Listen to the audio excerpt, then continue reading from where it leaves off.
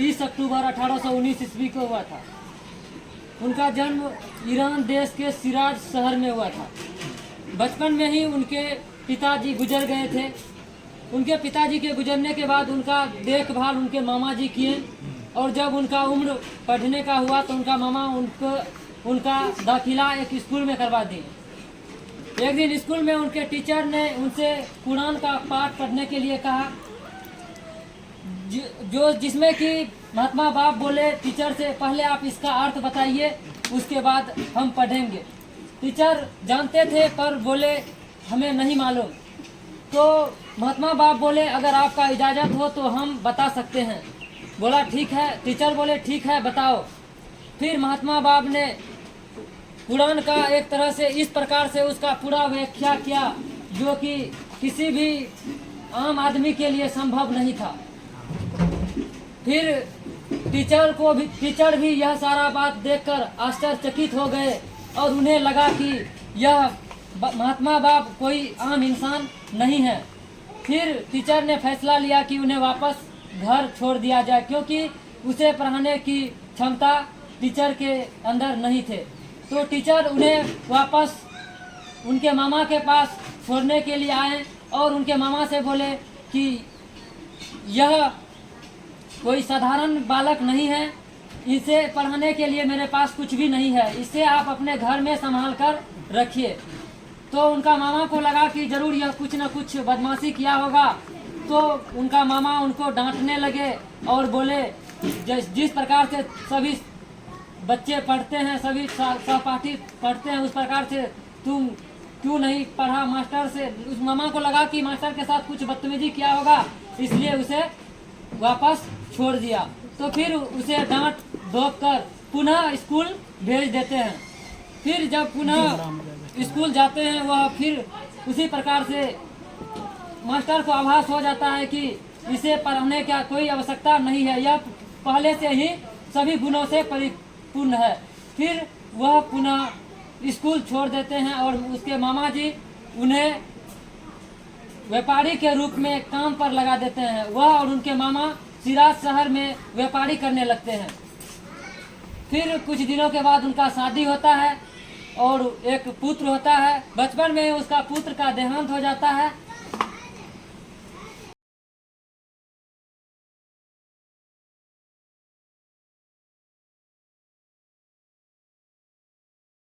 के बाद धीरे धीरे सारा दुनिया के लोगों को महसूस होने लगा था कि कोई ईश्वरीय अवतार जन्म लेने वाले हैं, लेकिन किसी को पता नहीं था कि जन्म ले चुके हैं। इराक देश में सैयद काजिम नाम के एक गुरु रहते थे। उनके अनेकों शिष्य थे और सैयद काजिम अपने शिष्य को हमेशा बताया करते थे कि जब मेरा देहांत हो जाएगा तो आप सभी उस ईश्वरीय अवतार को ढूंढने के लिए सारी दुनिया में फैल जाइएगा। एक दिन अंततः सैयद काजी का मृत्यु हो जाता है और उनका सभी शिष्य ईश्वरीय अवतार को ढूंढने के लिए चारों तरफ निकल पड़ते हैं। उनका सबसे प्रिय शिष्य मुल्ला हुसैन और उनका एक साथी एक मस्जिद में जाते हैं और 40 दिनों तक तपस्या करते हैं, ध्यान करते हैं और पुनः भौतिक मोह भाव को त्याग कर ईश्वर की खोज में निकल पड़ते हैं। जब वह ईश्वर की खोज में निकल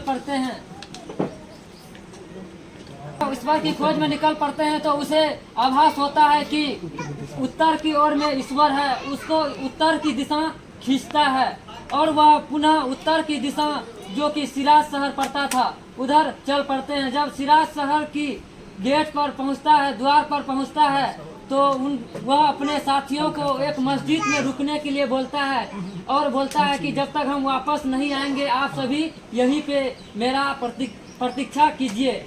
और वह पुनः जब सिराज शहर घुसते हैं, गेट पे जाते हैं, तो वहाँ पर उसका मुलाकात एक युवक से होता है और वह युवक उनको देखते हैं, बहुत ही विचलित परेशान देखते हैं।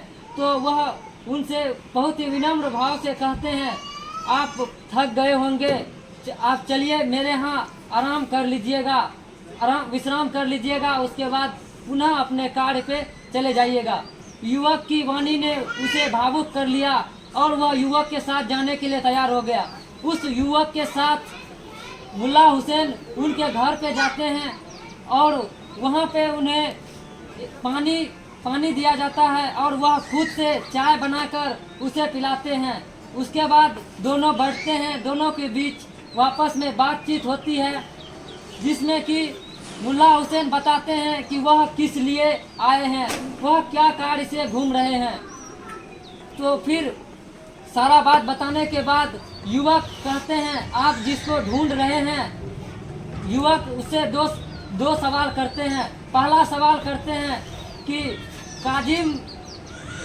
सैयद काजिम के गुजर जाने के बाद उसका उत्तराधिकारी कौन बनेगा।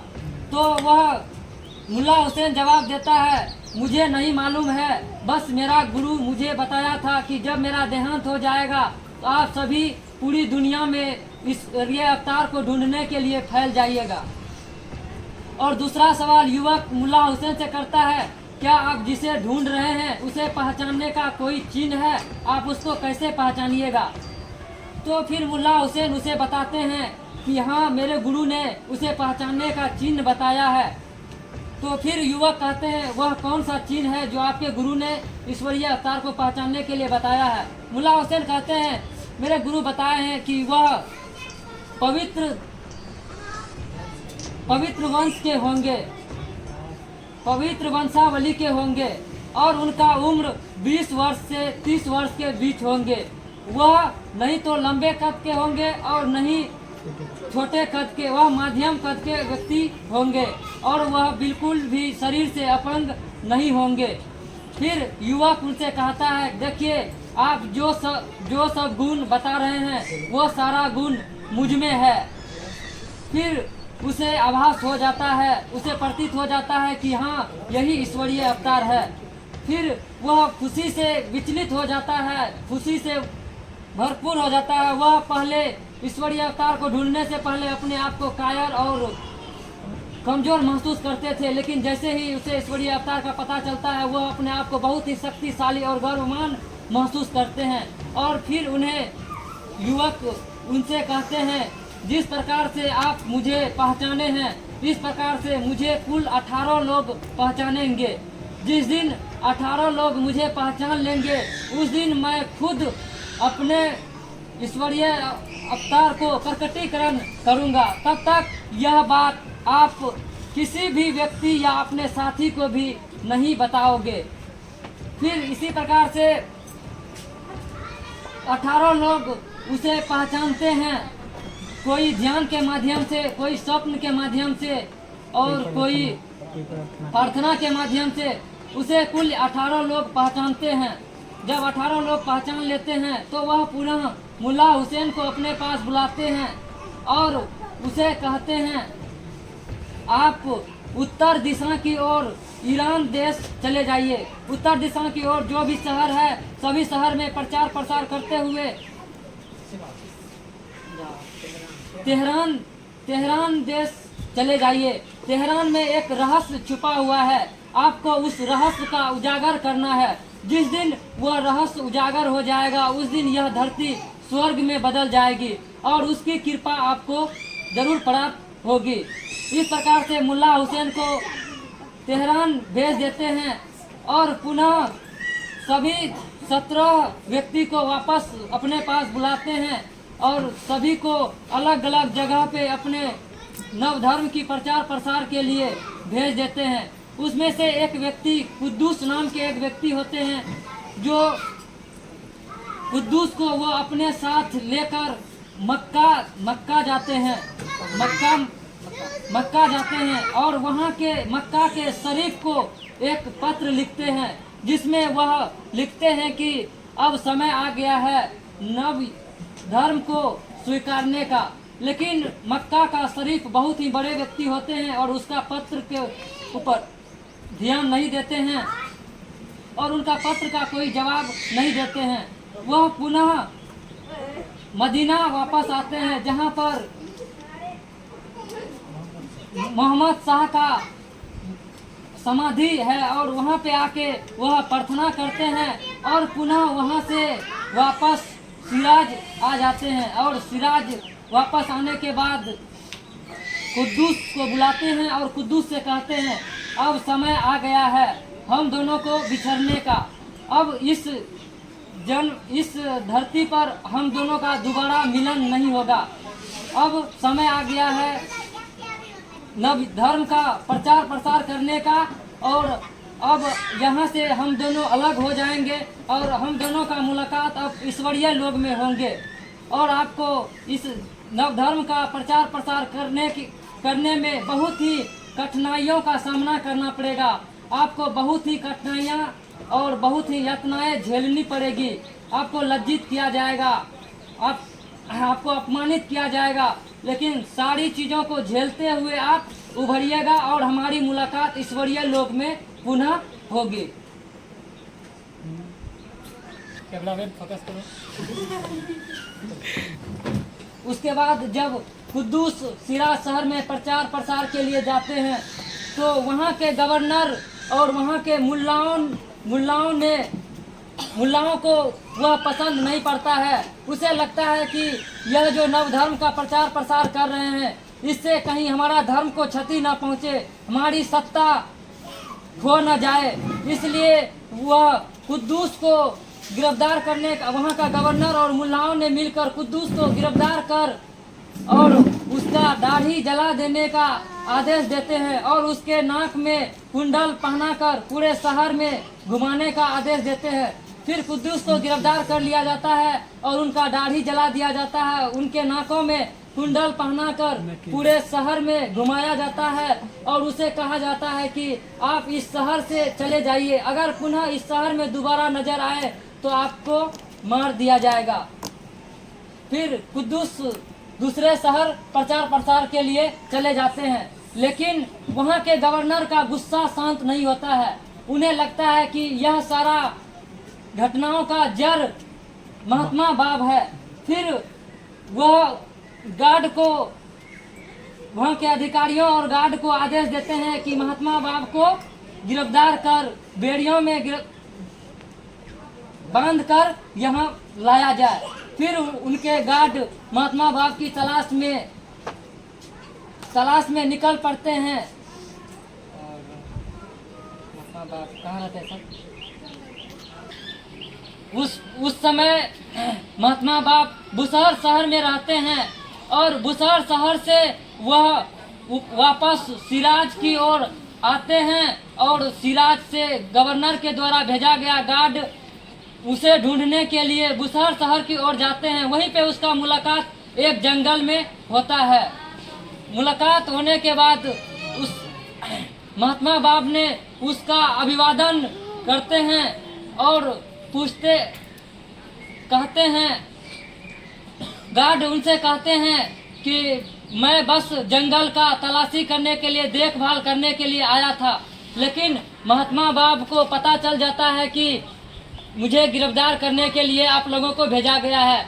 तो महात्मा बाब गार्ड से कहते हैं आप लोगों को मुझे गिरफ्तार करने के लिए भेजा गया है, मुझे पता है। यह बात सुनकर गार्ड आश्चर्यचकित हो जाता है कि आखिर इसे कैसे पता चला। यह कोई साधारण व्यक्ति नहीं हो सकते हैं, यह जरूर कोई न कोई असाधारण व्यक्ति दिव्य शक्तिमान व्यक्ति हैं। और वह उन्हें भी एहसास हो जाता है कि यह कोई आम व्यक्ति नहीं है और पुनः गार्ड वापस चल पड़ते हैं। तो फिर महात्मा बाब बोलते हैं, गार्ड से बोलते हैं, आप मुझे गिरफ्तार करने के लिए आए हैं, आपका काम है मुझे गिरफ्तार करना, आप अपना काम कीजिए। फिर गार्ड बोलते हैं बाब से, यहाँ का गवर्नर बहुत ही क्रूर व्यक्ति है, मैं आपसे प्रार्थना करता हूँ, आपसे याचना करता हूँ, प्रार्थना करता हूँ कि आप इस शहर से कहीं दूर चले जाइए। यहाँ का गवर्नर सही व्यक्ति नहीं है, क्रूर व्यक्ति है, उन्होंने आपको पकड़ लिएगा तो आपके साथ जरूर कुछ न कुछ गलत करेगा, इसलिए आप इस शहर को छोड़कर कहीं दूर चले जाइए। फिर महात्मा बाब गार्ड को बोलते हैं, जब तक मेरा उद्देश्य पूरा नहीं हो जाता, मेरा कार्य जब तक पूरा नहीं हो जाता, तब तक मुझे कोई मार नहीं सकता, मुझे कोई भी खत्म नहीं कर सकता। आपका कार्य है मुझे गिरफ्तार करके ले जाना, आप मुझे जिस प्रकार चाहे गिरफ्तार करके गवर्नर के पास ले चलिए, इससे आपको कोई भी हानि नहीं पहुंचेगी। फिर महात्मा बाप आगे आगे और पीछे पीछे सारी गार्ड चलकर गवर्नर के पास आते हैं और गवर्नर महात्मा बाप को बहुत ही अपशब्द बोलते हैं, उनका बेइज्जती करते हैं, अपमानित करते हैं और पुनः उन पर उनका स्वतंत्रता छीन ली जाती है। उन्हें उनके मामा को सौंप दिए जाते हैं और उनको सभी से मिलने से प्रतिबंधित कर देते हैं। सिर्फ घर का ही व्यक्ति उनसे मिल सकते हैं और कोई अन्य व्यक्ति उससे मिल नहीं सकते हैं, बात नहीं कर सकते हैं। ऐसा गवर्नर का आदेश होता है। फिर इसी प्रकार से रेडी। फिर जब उसे मामा के घर में बंद कर दिया जाता है और किसी से मिलने की अनुमति नहीं दी जाती है, लेकिन धीरे धीरे उनकी अनुयायियों की संख्या बढ़ती जाती है। वह प्रतिबंध काम नहीं आता है और उनका बहुत सारा अनुयायी बन जाते हैं। फिर गवर्नर को गुस्सा आ जाता है और उसे पुनः वापस कारागार में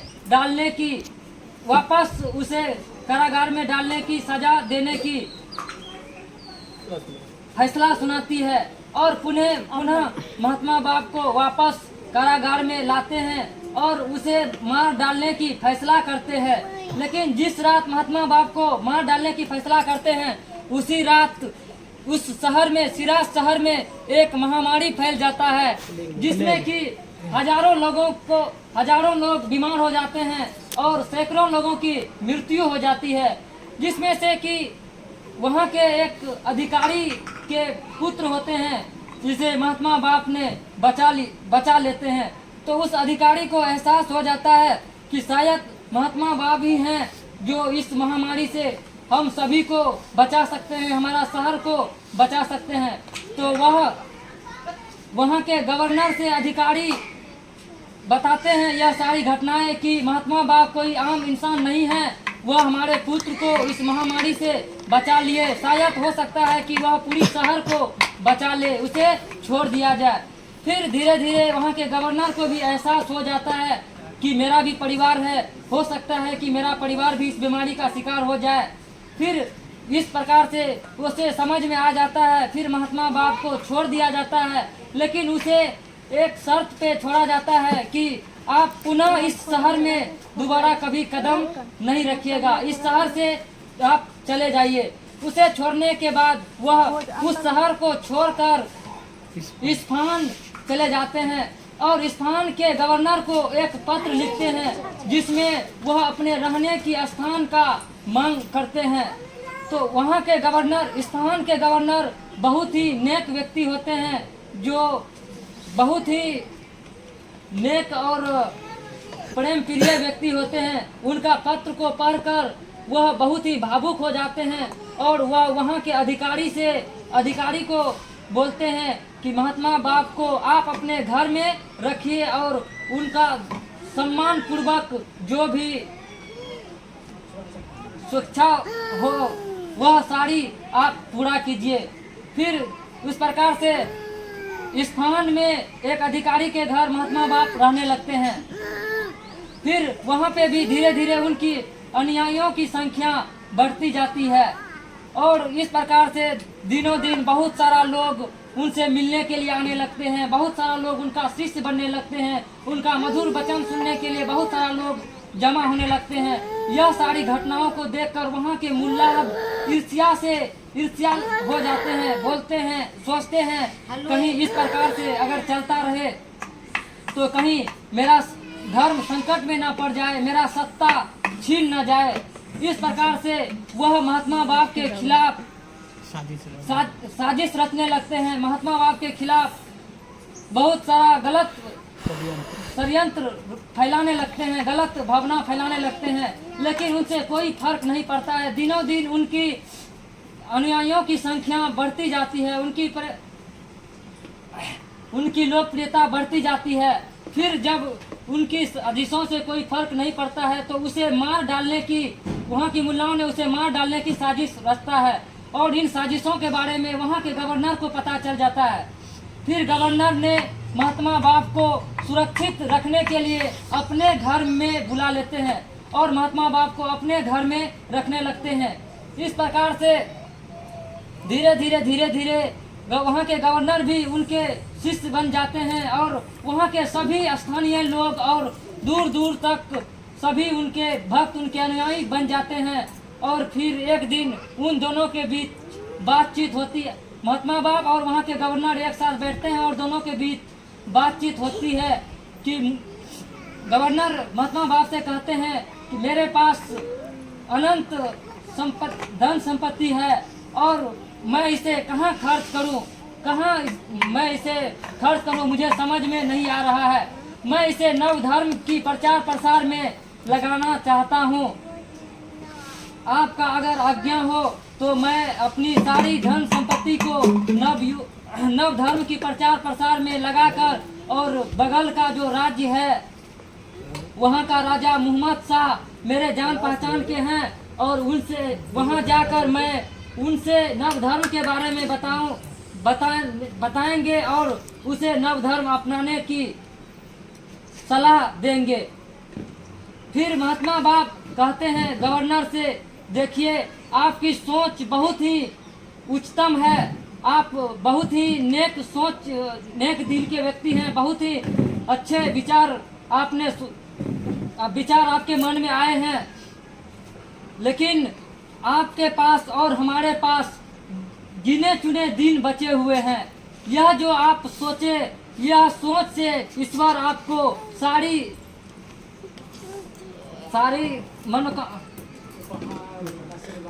आशीर्वाद देंगे, लेकिन यह जो आप सोचे यह सपना आप और हमारे रहते हुए कभी पूरा नहीं होगा, क्योंकि आपके पास और हमारे पास गिने चुने हुए दिन बचे हैं। 3 महीने 9 दिन के बाद आपकी मृत्यु हो जाएगी। फिर इसी प्रकार से 3 महीने 9 दिन बीतने के बाद वहाँ की गवर्नर का मृत्यु हो जाता है और उनका उत्तराधिकारी वहाँ के राजा बादशाह को पत्र लिखते हैं कि गवर्नर की मृत्यु हो गई, अब बाप को क्या किया जाए। फिर राजा ने उनके उत्तराधिकारी से कहते हैं, गुप्त रूप से बाप को हमारे राजधानी में लेते आओ, हम भी उनसे मिलना चाहते हैं, हम भी उनके बारे में जानना चाहते हैं। वहाँ की बादशाहों ने आदेश देता है कि उसे मेरे राजधानी में लेते आओ, लेकिन वहाँ के मुल्लाओं को लगता है अगर कहीं महात्मा बाप बादशाह से मिल गए, राजा से मिल गए तो उसे भी अपने अनुयायी बना लेंगे और फिर हम सभी का सत्ता समाप्त हो जाएगा। इस प्रकार से वहाँ के मुल्लाओं ने बादशाह को उनसे मिलने के लिए मना कर देते हैं। फिर उसे बादशाह से मिलने नहीं दिया जाता है। फिर वह वहाँ से दूसरे जगह चले जाते हैं जहाँ पर उन्होंने एक ग्रंथ लिखते हैं, एक बुक लिखते हैं। बुक का नाम बयान होता है। फिर वहाँ के प्रधानमंत्री चेंज हो जाते हैं और नए प्रधानमंत्री नियुक्त होते हैं और वह उससे भी ज़्यादा खूंखार और दरिद्र व्यक्ति होते हैं, बहुत ही खतरनाक क्रूर व्यक्ति होते हैं। और उन्होंने एक मीटिंग सभा बैठाती है जिसमें सभी उच्च अधिकारी को बुलाते हैं और उस मीटिंग सभा में यह मुद्दा रखा जाता है कि महात्मा बाप को बुलाया जाए और उन पता लगाया जाए कि आखिर वह कौन है, वह क्या संदेश देना चाहते हैं। फिर सभी उच्च अधिकारी के साथ एक सभा होती है और उस सभा में महात्मा बाप को बुलाया जाता है और उनसे पूछा जाता है आखिर आप कौन हैं, आप कौन सा संदेश देना चाहते हैं, आप क्या हैं, आप क्या संदेश लेके आए हैं। फिर महात्मा बाप बोलते हैं मैं हूँ जिसकी प्रतीक्षा आप लोग हजारों वर्षों से कर रहे हैं। मैं वह ईश्वरीय अवतार हूँ जिसकी प्रार्थना आप लोग करते हैं। मैं वह हूँ जिसकी आशा में आप सभी हजारों वर्षों से हो। फिर इस प्रकार से सभी को यह लगने लगता है कि महात्मा बाप को रोकने का कोई उपाय नहीं है। जब तक वह जिंदा रहेंगे इनका शिष्य बढ़ते जाएगा, इनका अनुयायी बढ़ते जाएंगे, इसे कोई रोक नहीं सकता है। फिर वहाँ के राजा, वहाँ के गवर्नर 1850 ईस्वी में उसे मार डालने का आदेश देते हैं। उसे पुनः गिरफ्तार करके लाया जाता है और कुल 750 सिपाहियों के बीच में रखा जाता है और आदेश दिया जाता है कि इसे मार डालो। लेकिन सभी ने उसे मारने की कोशिश की, फायरिंग हुई और बहुत ही जबरदस्त फायरिंग हुई, धुआं निकला पूरा। और जैसे ही देखते हैं तो वहाँ पे महात्मा बाप नहीं थे, गायब हो गए थे। वह अपने सचिव के साथ बातचीत कर रहे थे। सभी आश्चर्यचकित हो गए, आखिर यह कैसे संभव है। फिर महात्मा बाप अपने सचिव के साथ बातचीत करने के बाद वापस सभी के बीच आए और बोले, अब मेरा कार्य पूरा हुआ, आप लोग मुझे मार डाले। लटकाया गया और गोलियों से भूंज दिया गया, लेकिन फिर भी उसे ज्यादा कुछ असर नहीं पड़ा था। बस उनका शरीर पे क्रोच आया था और फिर अंत में कुछ संदेश दे करके चले। मीटिंग जो था, कोऑर्डिनेटर मीटिंग सफल हो गया। कार्यक्रम की सफल हो गया। इसी तरह से विद्रोह करने का तात्पर्य हम लोग आवे